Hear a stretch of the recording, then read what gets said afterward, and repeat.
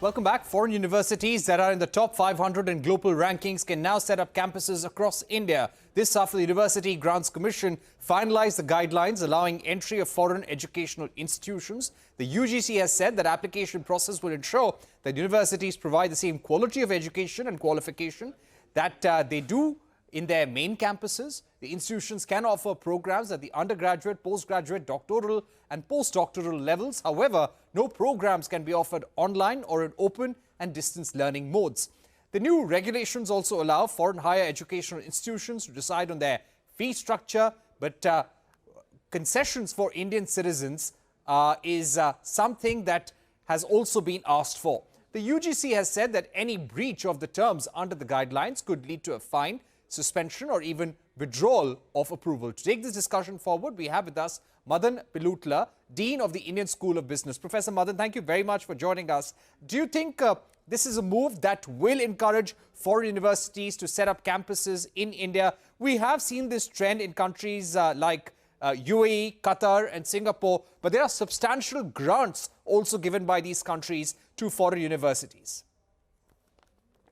Thanks for having me, Parikshit. I think first, I think this is an exciting thing that's happening. Will we see a lot of universities coming here? I think you will, and there is a difference. I think what the point that you made about the incentives offered by the governments in the Middle East in particular, but also in places like China, were an important reason why universities went to those respective geographies.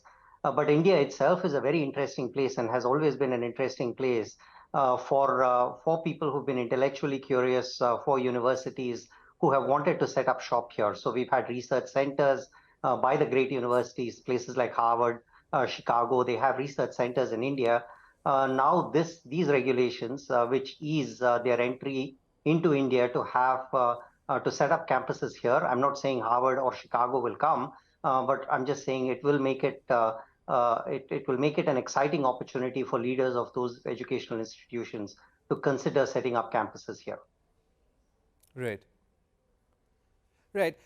You know, as far as the national education policy goes, Professor Madan, one of the aims is internationalization of the education system in India. We already have 1,000 universities, 42,000 colleges, but the gross enrollment ratio is 27%, one of the lowest in the world. Is lack of educational institutions really a problem? And will this really address our educational needs, needs of skilling for the future? So, Parikshit, there are two aspects to this. One of them is, so you mentioned the numbers that are there. So even if we double the number of universities and double the number of colleges that are out there, just imagine, right? So at the same kind of capacity that they currently have, our gross enrollment ratio is going to go up to 50%.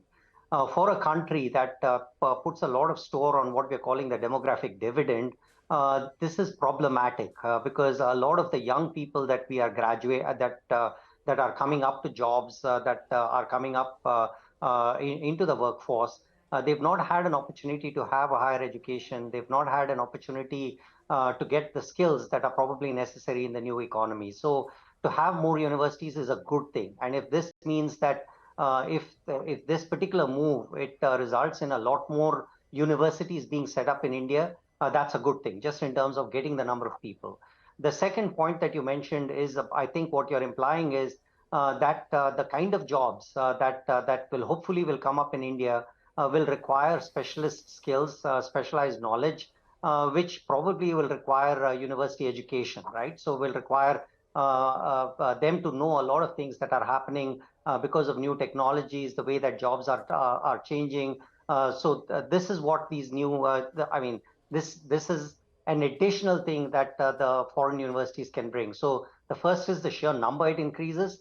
The second is that hopefully it also brings in new ideas, new ways of educating, new ways of learning that might be necessary for the new economy.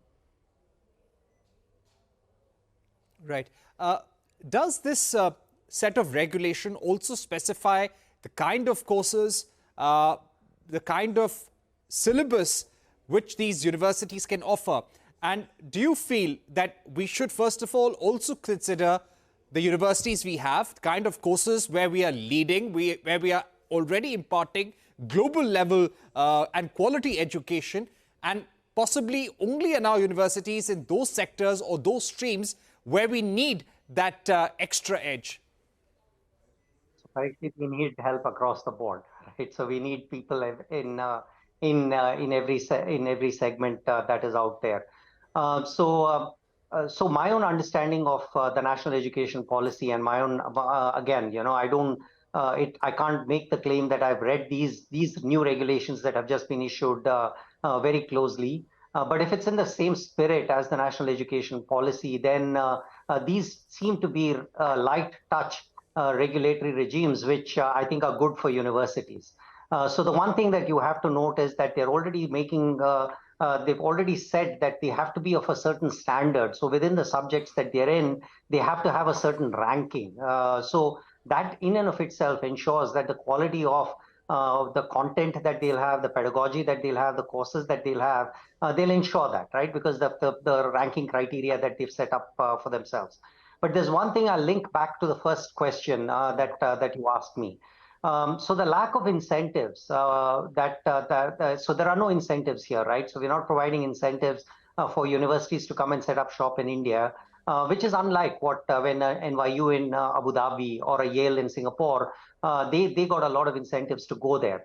There might be a selection issue here, right? So who are the universities that are likely to come here? Are they exactly the universities that we want to be coming here? But those are things that we will learn, right? So these regulations itself, right? This is a first step, which is a welcome first step. And we learn as we're moving along, we learn who are the universities that are coming here. Are these like universities that are profiteering, or are these universities that put students and skills first? So we learn, and as we learn, the regulations also can start changing. But starting with a light touch, I think, is a very good idea.